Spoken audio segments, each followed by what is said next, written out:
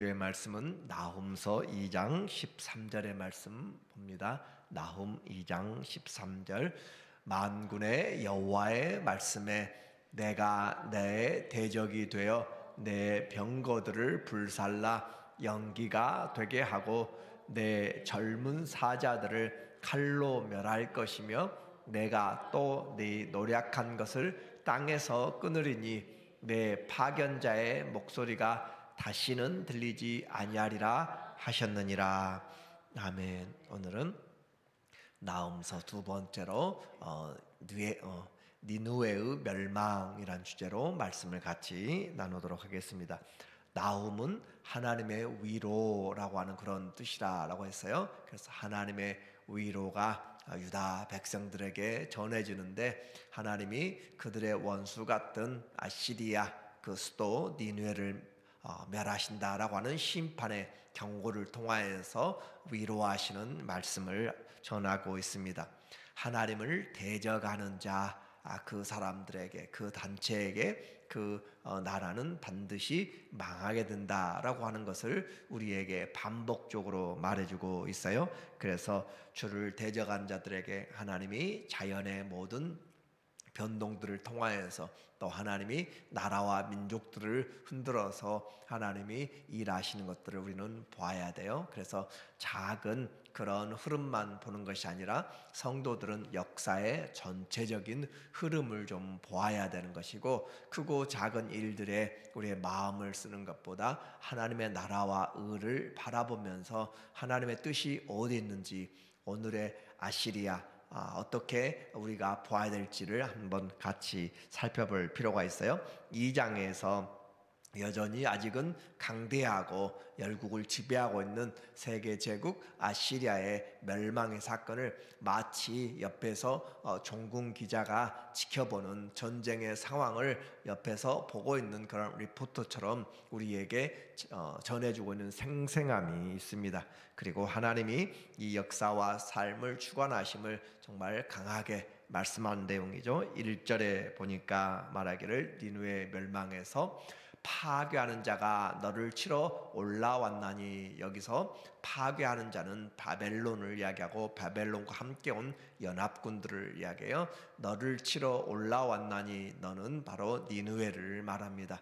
너는 산성을 지키며 길을 파수하며 내 허리를 견고히 묶고 내 힘을 크게 굳게 할지어다 라고 하는 것은, 니느웨 네가 한번 너의 있는 힘을 다하여서 총동원하여서 나의 공격을 막아보라 라고 하는 것과 같은 말이에요. 그래서 파괴하는 자 바벨론을 하나님이 들었는데, 지금 2절에서는 진짜 공격자가 누구인지를 말하고 있습니다. 겉으로 드러나는 것은 세계 역사에서는 바벨론과 메대와 여러 나라들이 연합하여서 지금 치고 있지만, 그러나 진짜 뒤에서 공격하신 분은 2절에 여호와께서 야곱의 영광을 회복하시되 세상은 이 여호와를 보지 못하는 것이고 하나님을 보지 못하는 것이고, 역사의 뒤에서 운행하시고 주장하시는 보이지 않는 하나님의 손을 보지 못하는 것이죠.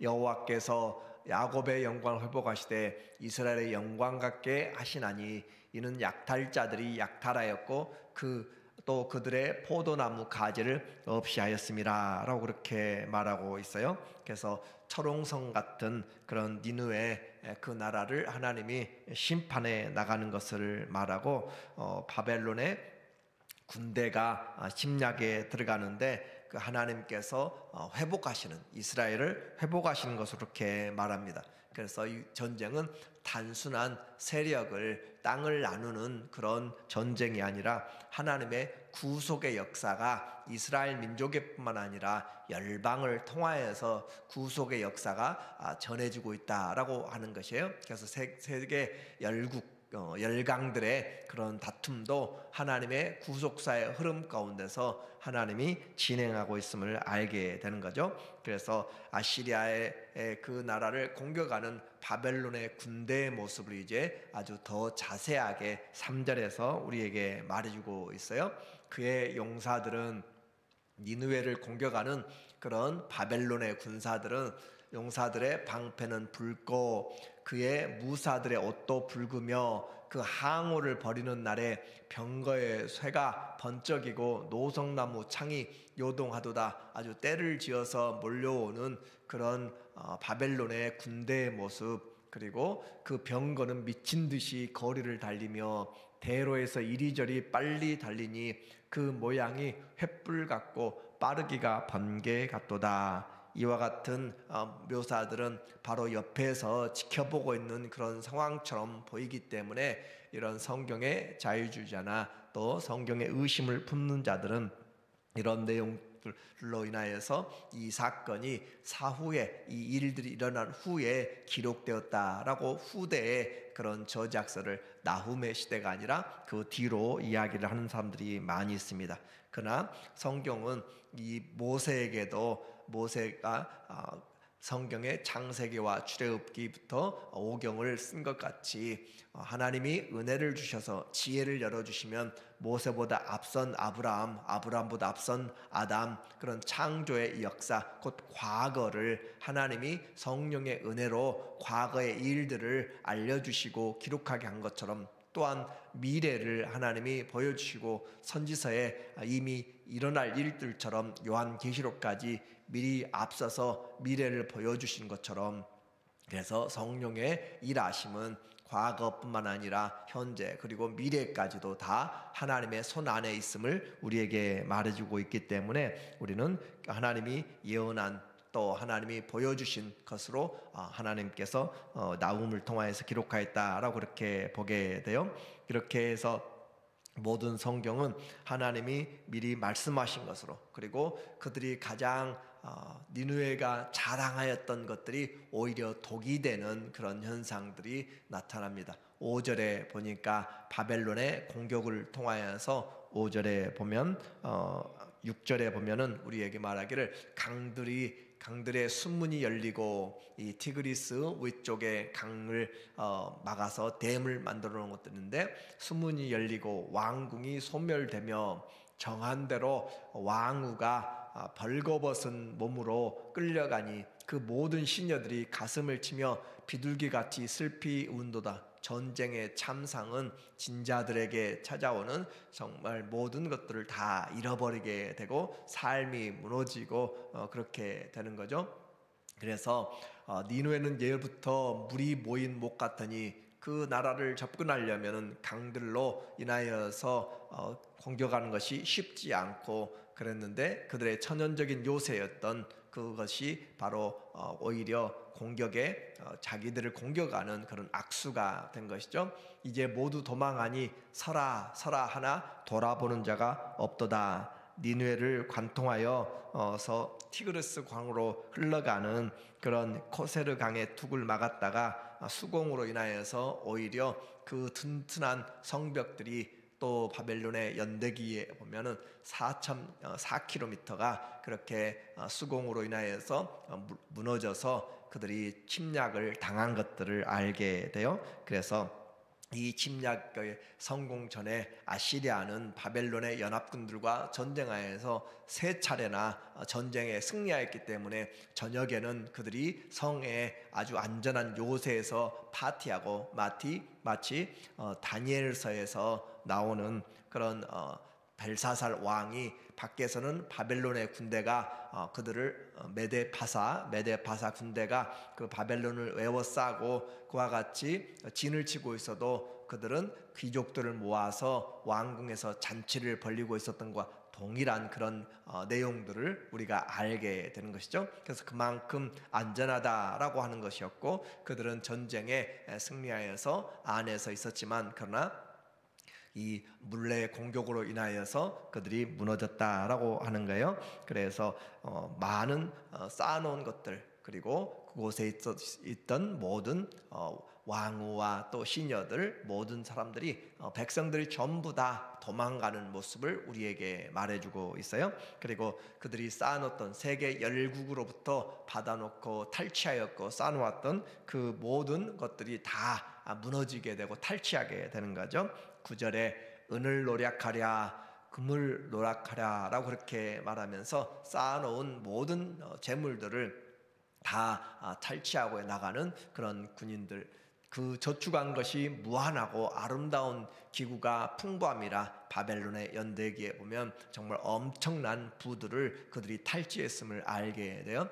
니느웨가 공격하였고 공허하였고 황폐하였도다. 니느웨가 아주 텅 빈 것처럼 그렇게 되었고 황폐하였다, 무너졌던 것이고, 주민이 낙담하여 그 무릎이 서로 부딪히며 모든 허리가 아프게 되며 모든 낯이 빛을 잃었도다 라고 함으로써 그들이 쌓아놓은 최초 통일 제국으로서의 모든 것들이 다 무너져 내리고 그들의 자랑이 다 사라지게 되었고 나라가 망하게 되는 그런 위기에 처하게 되었습니다.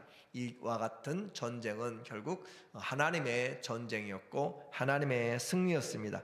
아수르를 사자로 그렇게 표현하고 실제적으로 그 나라의 왕들은 자기들이 사자라고 그렇게 표현하고 많은 동상들을 사자의 그 몸과 또 사람의 머리 모습으로 그렇게 해놓은 것들이 부조들이 많이 있어요. 그런데 그 굴들이 다 무너졌다라고 하는 거죠. 11절에 보면 이제 사자의 굴이 어디냐라고 있어요.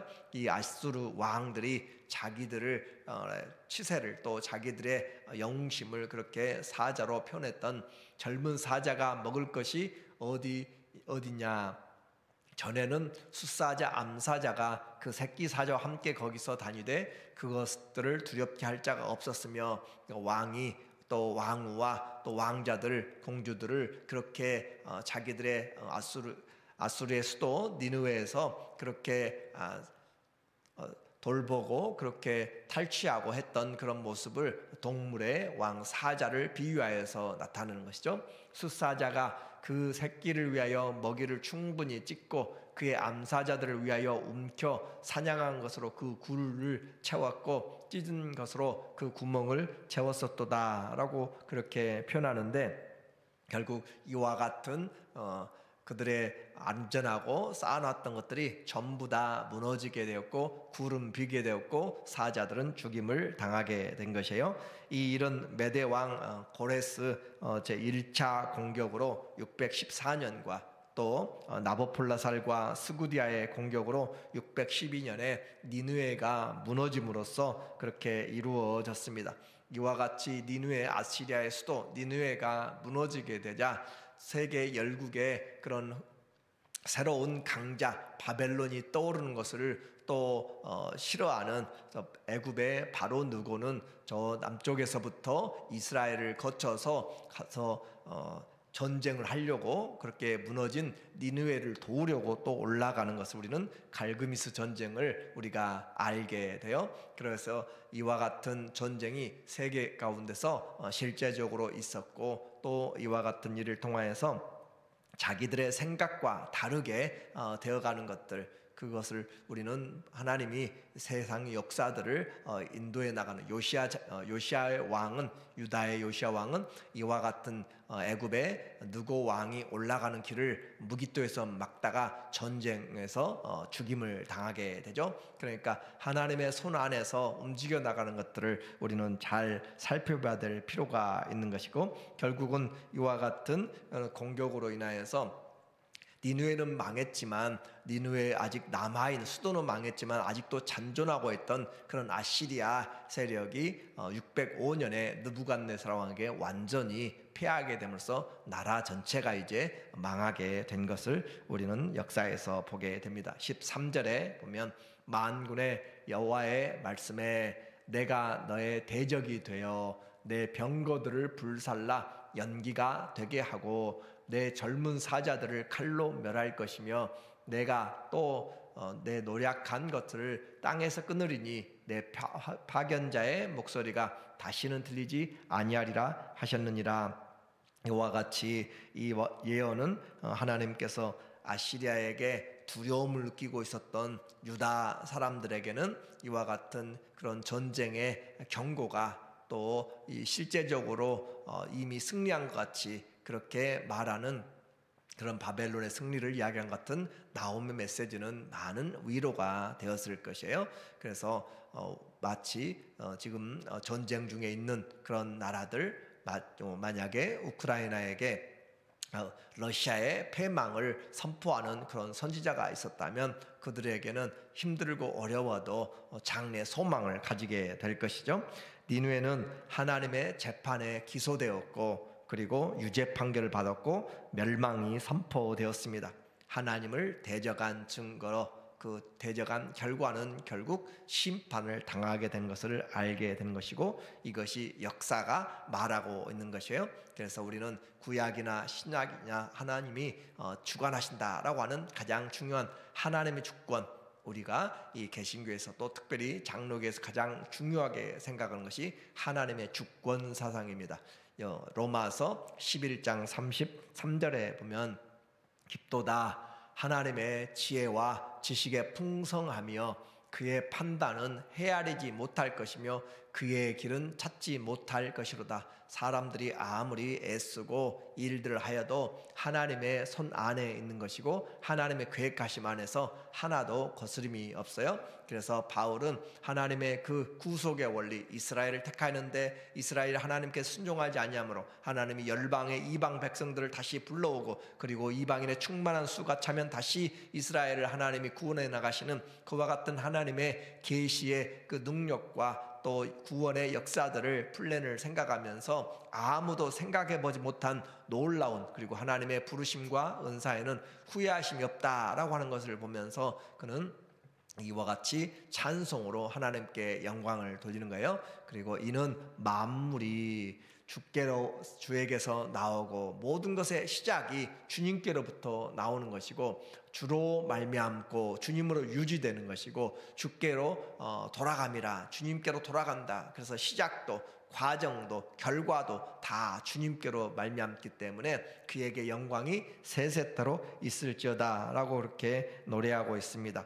우리가 그러므로 정말로 두려워해야 될 것은 몸을 죽이는 그런 자들이 아니라 우리의 몸과 영혼까지 둘째 사망에까지 버릴 수 있는 그렇게 죽일 수 있는 하나님을 두려워하라고 마태복음 10장 29절 이하에서 우리에게 말씀하고 있어요. 그러므로 세상의 역사는 우리의 보이는 눈으로 되어지는 것 같지만 이 공격이 여호와의 공격이었고 하나님의 승리인 것처럼 지금도 하나님께서 이 땅을 하나님의 계획하심 가운데서 이루어가고 있기 때문에 우리의 기도해야 될 것은 하나님의 뜻이 하늘에서 있는 것처럼 땅에서도 이루어지도록 그렇게 기도하는 것과 우리에게 주어진 삶에서 오직 우리가 해야 될 것은 우리는 인자를 사랑하며 또 공의를 행하며 겸손히 하나님과 함께 동행하는 그 삶을 우리는 바라보면서 하나님께서 행하실 일들에